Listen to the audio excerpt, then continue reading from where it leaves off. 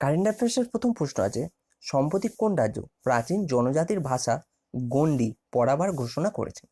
গন্ডি পড়াবার ঘোষণা করেছেন মধ্যপ্রদেশ সরকার। অপশন নম্বর ডি এর সঠিক অ্যান্সার। মধ্যপ্রদেশ সরকার যতগুলি আদিবাসী জেলা আছে মধ্যপ্রদেশে, সেখানে গন্ডি ভাষা পড়াবার ঘোষণা করেছেন মধ্যপ্রদেশ সরকার। এই ঘোষণাটি যেহেতু মধ্যপ্রদেশ সরকার করেছেন, তাহলে মধ্যপ্রদেশ দিয়ে কি কি ইম্পর্টেন্ট সেগুলো আমরা দেখে নেব। ম্যাপে দেখো মধ্যপ্রদেশ, মধ্যপ্রদেশের ক্যাপিটাল ভোপাল, মধ্যপ্রদেশের মুখ্যমন্ত্রী কমলনাথ এবং গভর্নরকে আনন্দীবেন প্যাটেল, মধ্যপ্রদেশের গভর্নর। এবং মধ্যপ্রদেশ দিয়ে আরো দুটি প্রশ্ন খুবই ইম্পর্টেন্ট। ইন্দোসাগর বাঁধ কোথায় অবস্থিত? ইন্দোসাগর বাঁধ মধ্যপ্রদেশে অবস্থিত। এবং কোন নদীর উপর অবস্থিত? নর্মদা নদীর উপর অবস্থিত ইন্দোসাগর বাঁধ। এবং ভারতের কোন রাজ্যে সবচেয়ে বেশি ফরেস্ট রয়েছে? এই প্রশ্নটাইও এসে থাকে যে ভারতের কোন রাজ্যে সবচেয়ে বেশি ফরেস্ট রয়েছে। মধ্যপ্রদেশে ভারতের সবচেয়ে বেশি ফরেস্ট রয়েছে। চলো নেক্সট প্রশ্ন আছে, সম্প্রতি দ্বিপাক্ষিক নিবেশ বাড়াবার জন্য ভারত কোন দেশের সাথে চুক্তিতে হস্তাক্ষর করেছেন? দ্বিপাক্ষিক নিবেশ বাড়াবার জন্য ভারত সম্প্রতি প্যারাগুয়ের সাথে একটি চুক্তির উপর হস্তাক্ষর করেছেন। অপশন নম্বর সি এর সঠিক অ্যান্সার। যেহেতু প্যারাগুয়ের সাথে এই চুক্তির উপর হস্তাক্ষর হয়েছে, ম্যাপে দেখো প্যারাগুয়ে। প্যারাগুয়ের ক্যাপিটাল আসুনসিয়ন। প্যারাগুয়ের কারেন্সি প্যারাগুয়েন গুয়েরানি এবং রাষ্ট্রপতিকে মারিও আবদো বেন্টিচ এখানকার রাষ্ট্রপতি। এই প্রশ্নটা দিয়ে আমরা এতটাই জানতে পারি। চলো নেক্সট। সম্প্রতি আন্তর্জাতিক মহিলা দিবস কোন দিন পালন করা হয়েছে? আন্তর্জাতিক মহিলা দিবস সম্প্রতি পালন করা হয়েছে 8 মার্চ। অপশন নম্বর ডি এর সঠিক অ্যান্সার। 8 মার্চ এই দিনটি পালন করা হয়েছে। এর থিম কি? এর হচ্ছে দুটি থিম আছে, মানে দু রকম থিম। এক হচ্ছে ক্যাম্পিং থিম এবং আরেকটি আছে জেনারেল থিম। ক্যাম্পিং থিম কি?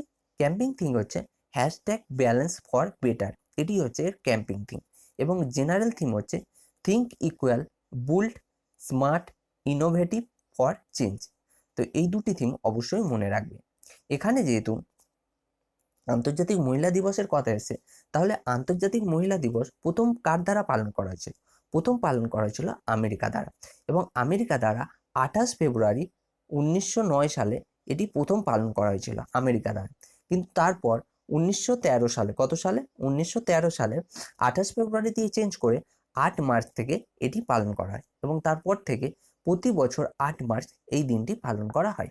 এখানে দেখো মহিলার কথা এসেছে। মহিলার কথা এসছে যখন, মহিলা দিয়ে লিঙ্ক করে আমরা কিছু প্রশ্ন রিভাইজ করে নেব। মহিলার কথা এসছে যখন, আন্তর্জাতিক বালিকা দিবস কোন দিন পালন করা হয়? আন্তর্জাতিক বালিকা দিবস পালন করা হয় 11ই অক্টোবর। এবং রাষ্ট্রীয় বালিকা দিবস কোন দিন পালন হয়? 24 জানুয়ারি। তো এইভাবে আমরা লিঙ্ক করে রিভাইজও করে নেব এবং পড়াগুলো করেও নেব। চলো নেক্সট আছে, সম্প্রতি কোন রাজ্যের রাজ্যপাল পদত্যাগ করেছেন? সম্প্রতি মিজোরামের রাজ্যপাল পদত্যাগ করেছেন। অপশন নম্বর এ এর সঠিক অ্যান্সার।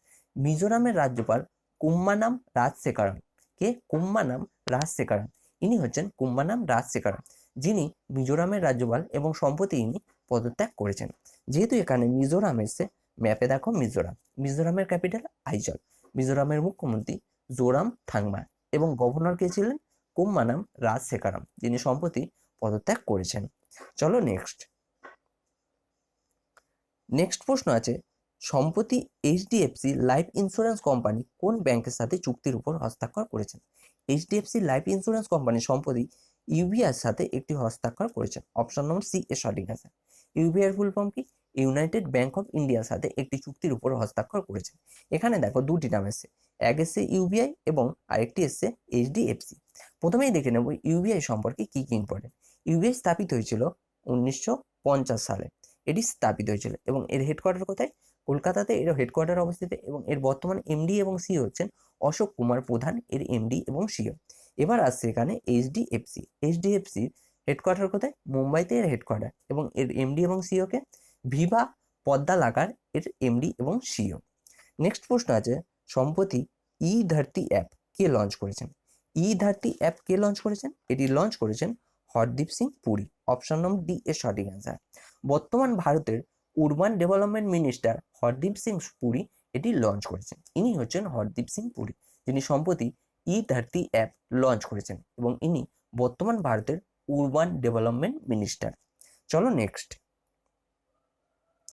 সম্প্রতি প্রথমবার কে অল ফিমেল স্পেস ওয়ার্কের আয়োজন করেছেন? এটির আয়োজন করেছেন নাসা। অপশন নম্বর বি এর সঠিক অ্যান্সার। সম্প্রতি নাসা অল ফিমেল স্পেস ওয়ার্কের আয়োজন করেছেন। এটির আয়োজন কোথায় করা হবে? এটির আয়োজন করা হয়েছে ইন্টারন্যাশনাল স্পেস স্টেশনে এটির আয়োজন করা হচ্ছে। এবং কবে এটি আয়োজিত হবে?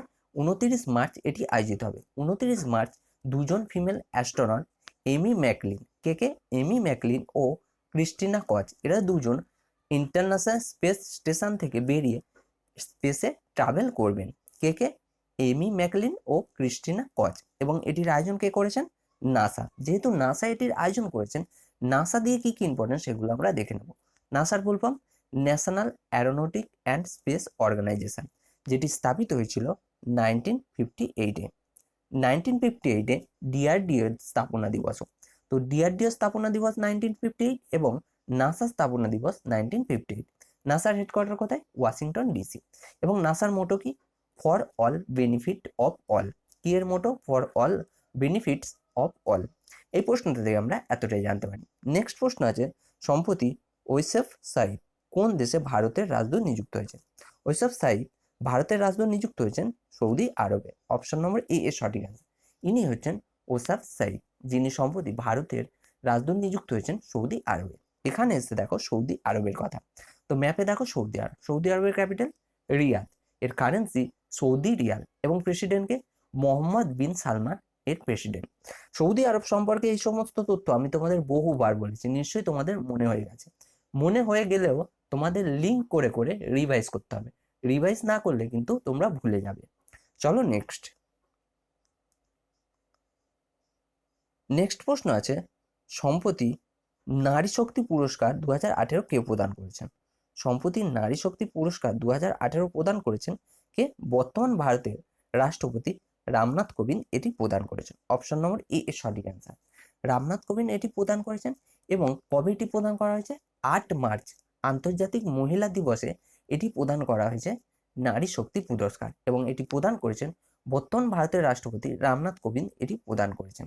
টোটাল কতজনকে এই পুরস্কার দেওয়া হয়েছে? টোটাল 44 জন মহিলাকে এই পুরস্কার প্রদান করেছেন বর্তমান ভারতের রাষ্ট্রপতি রামনাথ কোবিন্দ। এখানে যেহেতু রামনাথ কোবিন্দের কথা এসছে, তাহলে সম্প্রতি গান্ধী শান্তি পুরস্কারকে প্রদান করেছিল? গান্ধী শান্তি পুরস্কারও প্রদান করেছিলেন রামনাথ কোবিন্দ। সম্প্রতি coffee table book crossing new height flying for all নামক পুস্তক কে রিলিজ করেছেন? এটি রিলিজ করেছেন সুরেশ প্রভু। অপশন নম্বর সি এর সঠিক অ্যান্সার। সুরেশ প্রভু এটি রিলিজ করেছেন। তাহলে এখানে বুকের কথা আসছে, তাহলে বুক দিয়ে যে সমস্ত ইম্পর্টেন্ট প্রশ্ন আছে সেগুলো আমরা দেখে নেব। সম্প্রতি মন কি বাত এ সোশিয়াল রিভলিউশন অন রেডিও পুস্তক কে লঞ্চ করেছিল? এটি রিলিজ করেছিল অরুণ জেটলি। মন কি বাত এ সোশিয়াল রিভলিউশন অন রেডিও পুস্তক রিলিজ করেছিলেন অরুণ জেটলি।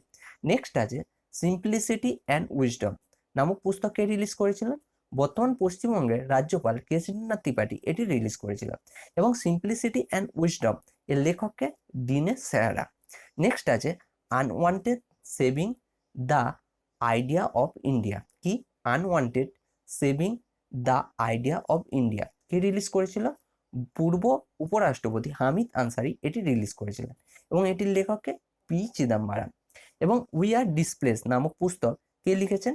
এটি লিখেছেন Malala Yousafzai. We are displace নামক পুস্তক লিখেছেন মালালা ইউসুফজাই। দিয়ে দুটি প্রশ্ন আছে যে মালালা ইউসুফজাই কত সালে শান্তিতে নোবেল পেয়েছিল? তিনি 2014 সালে শান্তিতে নোবেল পুরস্কার পেয়েছিলেন। এবার এসছে যেহেতু নোবেলের কথা, তাহলে নোবেল দিয়ে একটি প্রশ্ন আমরা রিভাইজ করে নেব। যেমন প্রশ্ন হবে যে সাহিত্যে দুবার নোবেল পুরস্কার কোন বছর প্রদান করা হবে? সাহিত্যে দুবার নোবেল পুরস্কার প্রদান করা হবে 2019 সালে। এটি কিন্তু মোস্ট ইম্পর্টেন্ট। তো এই প্রশ্নটা দিয়ে আমরা এতটাই জানতে পারি। চলো নেক্সট। সম্প্রতি কাশী বিশ্বনাথ গলিয়ারার আধারশিলা কে রেখেছেন? এটির আধারশিলা রেখেছেন বর্তমান ভারতের প্রধানমন্ত্রী নরেন্দ্র মোদী এটির আধারশিলা রেখেছেন। অপশন নম্বর সি এর সঠিক অ্যান্সার। এখানে যেহেতু বর্তমান ভারতের প্রধানমন্ত্রীর কথা এসেছে, সম্প্রতি ওয়ান নেশন ওয়ান কার্ড কে লঞ্চ করেছিল?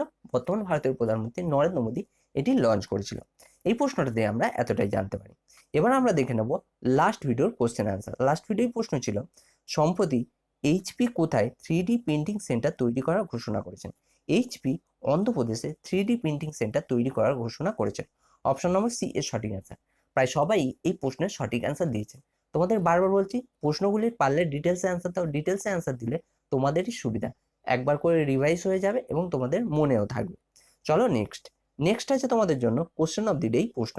কোশ্চেন অফ দি ডে প্রশ্ন আছে, সম্প্রতি ন্যাশনাল আর্চিভস অফ ইন্ডিয়া এর ডিরেক্টর জেনারেল কে নিযুক্ত হয়েছেন? যেটি সঠিক অ্যান্সার হবে সেটি তোমরা কমেন্ট বক্সে জানিও। আর ভিডিওটি যদি ভালো লাগে নিচে লাল মতো লাইক বটন আছে, লাইক করো, এবং শেয়ার বটন আছে, অবশ্যই শেয়ার করো, এবং নিচে দেখো লাল মতো সাবস্ক্রাইব বটন আছে, সাবস্ক্রাইব করে নিও, এবং লেটেস্ট ভিডিওর আপডেট পাওয়ার জন্য পাশে থাকা বেল আইকনটিতে অবশ্যই ক্লিক করে দিও। ধন্যবাদ।